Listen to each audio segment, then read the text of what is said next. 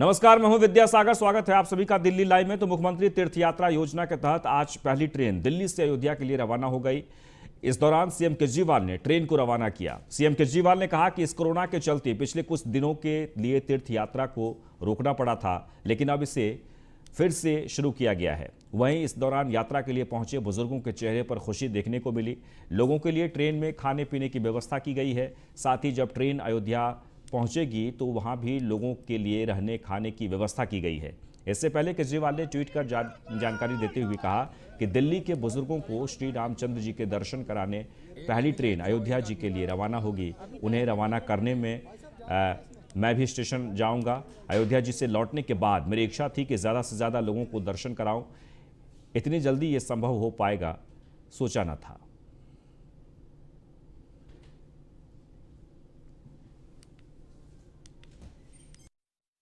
Corona की वजह से हमारी तीर्थ यात्रा योजना के तहत सिलसिला रुक गया था। अब चूँकि थोड़ा कोरोना कम हुआ है तो ये ट्रेन योजना दोबारा हमने चालू की है। आज अयोध्या के लिए पहली ट्रेन गई है।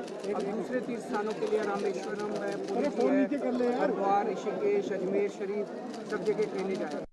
दोबारा चालू किया जा रहा है और चालू भी बहुत अच्छे अयोध्या जी और रामलला जी के दर्शन से हो रहा है। जो कि सीएम साहब गए थे और उन्होंने कहा था कि भाई उनकी इच्छा है कि सभी दिल्ली वासी रामलला जी के दर्शन करें और आशीर्वाद लें। तो किस तरीके की व्यवस्था ट्रेन के अंदर की गई है? नहीं, ट्रेन में बढ़िया व्यवस्था है, बढ़िया खाना है, नाश्ता है, चाय पानी है, सोने की अच्छी व्यवस्था है और जहाँ वहाँ अयोध्या जी में भी बहुत अच्छे इंतजाम किए गए। दोबारा वह दिल्ली सुरक्षा मामले में नंबर 1 है, क्योंकि सीएम केजरीवाल ने कहा कि नागरिकों, बच्चों और महिलाओं की सुरक्षा को देखते हुए आज दिल्ली में 2,75,000 सीसीटीवी कैमरे लगाए हैं। इस लिहाज से सुरक्षा को लेकर पुख्ता इंतजाम किए गए हैं। इसके साथ ही केजरीवाल ने कहा कि सरकार 1,40,000 कैमरे और लगा रही है, जबकि विपक्ष का कहना है कि सरकार जितने दावे कर रही है सब कागजी दावे हैं। सीएम केजरीवाल ने राजधानी दिल्ली की सुरक्षा को लेकर बड़ा दावा किया। उन्होंने दिल्ली में चल रही सीसीटीवी योजना के दूसरे चरण की जानकारी देते हुए कहा कि हमारी सरकार बनने के 7 सालों में पूरी दिल्ली में 2,75,000 सीसीटीवी कैमरे लग चुके हैं। ये कैमरे सड़कों से हर पब्लिक प्लेस में लगे हैं। इसी के साथ ही पूरी दुनिया में सीसीटीवी कैमरे लगने के मामले में दिल्ली नंबर 1 शहर बन गया है। दिल्ली में अभी तक हमारी सरकार बनने के बाद पिछले 7 साल में 2,75,000 सीसीटीवी कैमरे पूरे दिल्ली में लग चुके हैं। कोने कोने में, सड़कों पे, पब्लिक प्लेसेस में, आरडब्ल्यूएस में, कॉलोनीज़ में, मोहल्लों में, गलियों में, स्कूलों में 2,75,000 सीसीटीवी कैमरे लग चुके हैं। पूरी दुनिया में आज की डेट में दिल्ली नंबर 1 है। सीएम केजरीवाल की माने तो दिल्ली में प्रति स्क्वायर मील में 1826 कैमरे लगे हैं। इस मामले में लंदन दूसरे नंबर पर है, जहां 1138 कैमरे लगे हैं। इसका मतलब ये है कि हम लंदन, न्यूयॉर्क, सिंगापुर और पेरिस इन सब से आगे हैं। इसके साथ ही सीएम ने कहा कि हमारे लिए दिल्ली के नागरिकों, बच्चों और महिलाओं की सुरक्षा बेहद महत्वपूर्ण है। सीसीटीवी योजना के दूसरे चरण के तहत अब पूरी दिल्ली में 1,40,000 कैमरे और लगा रहे हैं। जब से ये कैमरे लगाए हैं उससे महिलाओं की सुरक्षा में इजाफा हुआ है। महिलाएं सेफ फील करने लगी हैं और दूसरा, ओवरऑल पुलिस को अब अपराध सॉल्व करने में बहुत मदद मिलती है। वहीं केजरीवाल के इस दावे पर विपक्ष ने कहा कि आपके दावे ही होते हैं, लेकिन हकीकत में कुछ और होता है। जहां तक बात महिला सुरक्षा को लेकर है, तो दिल्ली में सुरक्षा को लेकर केजरीवाल सरकार फेल है। उन्होंने पता नहीं कहां पे कैमरे लगाए हैं। मुझे लगता है शायद अपने घर के आसपास सब लगवा लिए हैं। मैं यदि बात करूं वार्डों के अंदर, जो वार्डों की स्थिति है, कहीं पे कैमरे दिखाई नहीं देते। सुना तो था लगाने वाले हैं, लेकिन कहाँ है? पूरी दिल्ली निगम की वो लिस्ट दे दें कि कहाँ पे इन्होंने कैमरे लगाए, कितने कैमरे लगाए हैं, किस वार्ड में लगाए हैं। कोई कैमरा नहीं है, केवल बातें इन्होंने बनाई हैं। हमारे जो भाजपा के जो विधायक हैं वो कह चुके हैं कि कैमरे लगाइए, लेकिन कैमरे है ही, नजर कैमरे क्या बातें बनाना, झूठ बोलना, विज्ञापनबाजी करना इनका काम है। कैमरे कहीं भी धरातल पे नहीं। दिल्ली में जिस तरह से सुरक्षा को लेकर केजरीवाल सरकार दावा कर रही है और विपक्ष सरकार के इस इंतजाम को नाकाफी बता रही है, इससे एक बात तो साफ है कि सीसीटीवी को लेकर सियासत अपने चरम पर है। Bureau report, news 1 India. Delhi NCR में प्रदूषण से निपटने के लिए केंद्र सरकार ने टास्क फोर्स और फ्लाइंग स्क्वाड का गठन किया है। केंद्र सरकार ने सुप्रीम कोर्ट में हलफनामा दाखिल कर इसकी जानकारी दी है।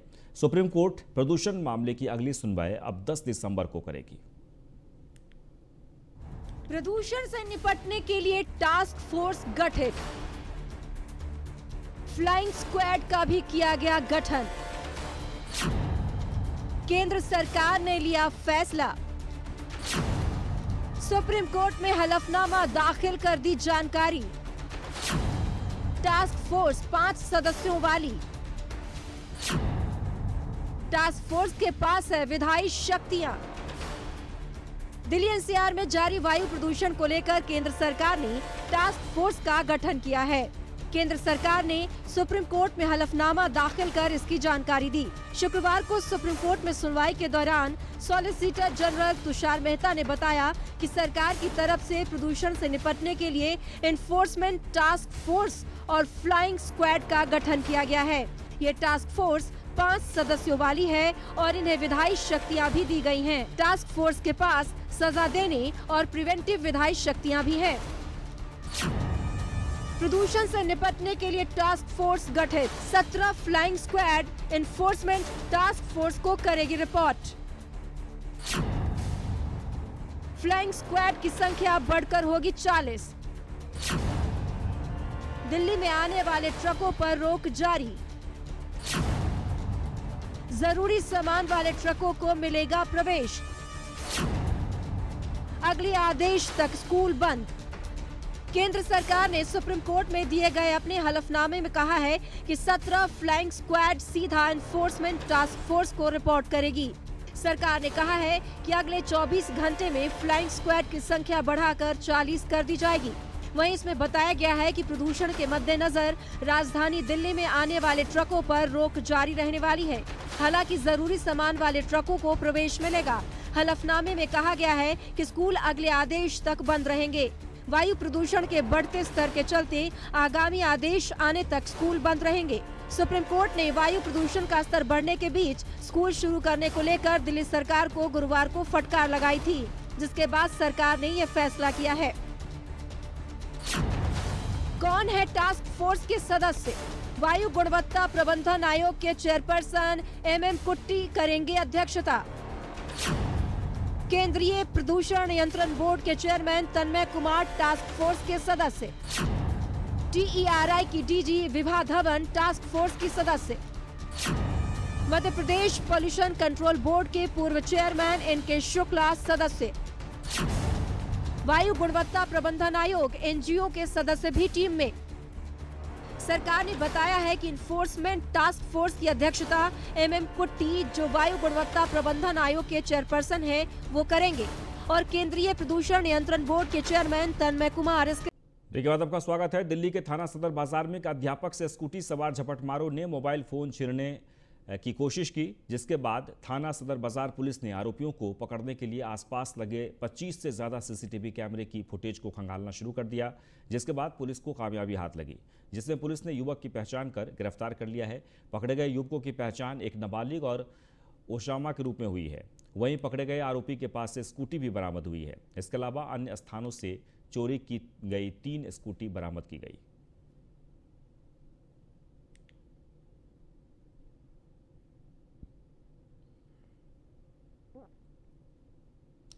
उत्तर पूर्वी दिल्ली के शास्त्री पार्क स्थित जग प्रवेश अस्पताल के नर्सिंग क्वार्टर्स में ताले तोड़कर चोरी किए जाने का सनसनीखेज मामला सामने आया है, जहां चोरों ने यहां 3 रूम के ताले तोड़कर वहां चोरी की वारदात को अंजाम दिया गया। रूम में हुई चोरी की घटना से नर्सिंग स्टाफ में दहशत का माहौल बना हुआ है। साथ ही सुरक्षा व्यवस्था को लेकर भी अस्पताल प्रशासन से मांग की जा रही है। जानकारी के मुताबिक अज्ञात चोरों ने जग प्रवेश अस्पताल परिसर में मौजूद नर्सिंग स्टाफ के बिल्डिंग को अपना निशाना बनाया। चोरों ने यहां 3 घरों के ताले तोड़कर वहां मौजूद अलमारी से कैश और कीमती सामान पर हाथ साफ कर दिया। चोरों ने योजनाबद्ध ढंग से चोरी की इस घटना को अंजाम दिया है। हैरत की बात तो यह रही कि जिन घरों में ताले नहीं थे और वहां अंदर कोई न कोई मौजूद था, उन घरों के बाहर से कुंडी लगा दी गई ताकि कोई बाहर निकलकर विरोध न कर सके। अस्पताल के स्टाफ रूम में इससे पहले भी चोरी हो चुकी है। तीसरी बार यहां घरों में चोरी हुई है।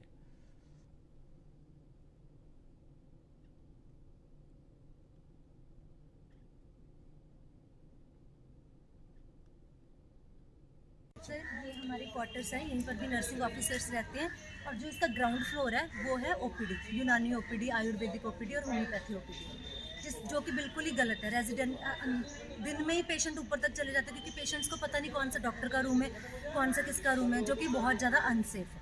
ठीक है। और दूसरी बात, 4 बजे तक ओपीडी चलती है लेकिन ये गेट कोई बंद नहीं करता। 8 बजे तक 9 बजे तक ये गेट खुला ही रहता है। मेरे 3-4 पॉइंट हैं जो कि मुझे रखने हैं आप लोगों के सामने। पहला कि रात में जो चोरी हुई है यहाँ पे, ठीक है, उसमें जान माल की भी हानि हो सकती थी। ठीक है, उसके लिए हम पहले भी बहुत बार कंप्लेंट कर चुके लेकिन कोई एक्शन नहीं हुआ। अब 3 घरों में इकट्ठे चोरी हुई और सबकी कुंडी लगी हुई थी, तो आपको मतलब मेरे अकॉर्डिंग ये बहुत खतरे की बात है हमारे लिए। दूसरा, आप इधर अगर आप देख सकते हैं, देख पा रहे हैं, इधर देखिए आप। हाँ मैंने दिखाया। ये ऊपर रेजिडेंशियल एरिया है और नीचे ओपीडीज चल रही हैं।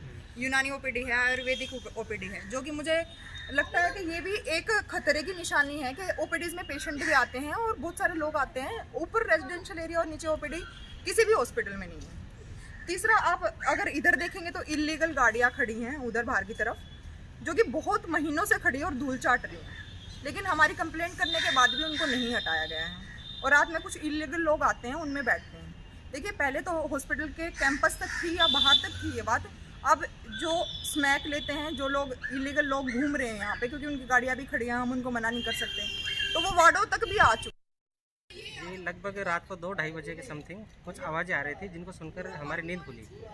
बाहर आकर देखने की कोशिश करी लेकिन बाहर से जो है, बाहर की जो कुंडी है वो लगी हुई थी।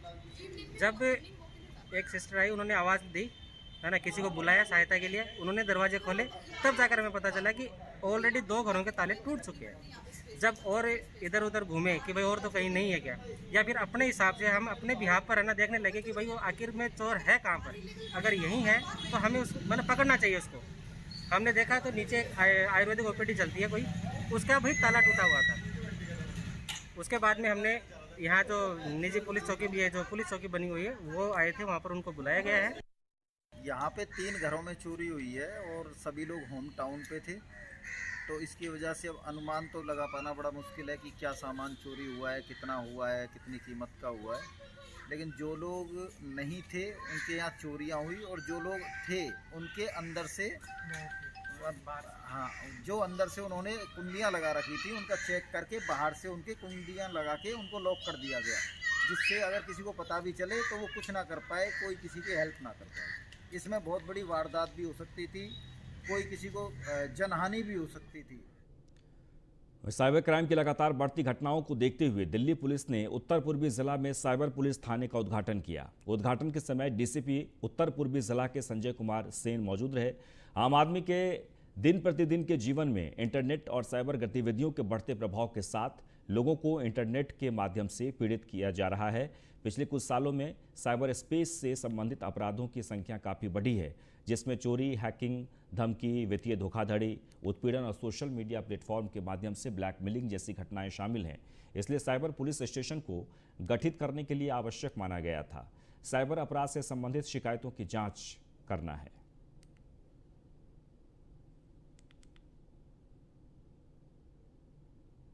जैसा कि आप सबको मालूम है कि माननीय आयुक्त महोदय के निर्देश पर और जो एक साइबर पुलिस स्टेशन दिल्ली के तमाम ज़िलों में स्थापना की गई है, उसी के तहत 30 नवंबर को यहाँ औपचारिक तौर पे शुरुआत हो गई थी नॉर्थ ईस्ट डिस्ट्रिक्ट में भी। फंक्शनल ये 30 नवंबर से हो गया। आज फॉर्मली इनाग्रेशन जो है डेडिकेटेड एक फ्लोर ज्योतिनगर पुलिस स्टेशन में इसके लिए खोला गया है। और जो ये हमारी बची हुई औपचारिकताएँ थी थाने से रिलेटेड, वो सारी पूरी करके इस डेडिकेटेड फ्लोर को आज साइबर पुलिस स्टेशन का नाम देकर पूरी टीम नॉर्थ ईस्ट के साथ आज ये इनाग्रेशन किया जा रहा है, जहां आप सब लोग उपस्थित हैं। निश्चित रूप से ये एक ऐसा ऐतिहासिक कदम होने जा रहा है दिल्ली पुलिस के उसमें, जैसा आपने देखा होगा थानों में भी जो भी ऐसे डिस्ट्रेस साइबर अपराध से रिलेटेड जो कॉल रहेंगी वो यहाँ एड्रेस। और यहाँ रुकेंगे एक और ब्रेक के लिए, तुरंत लौटते हैं।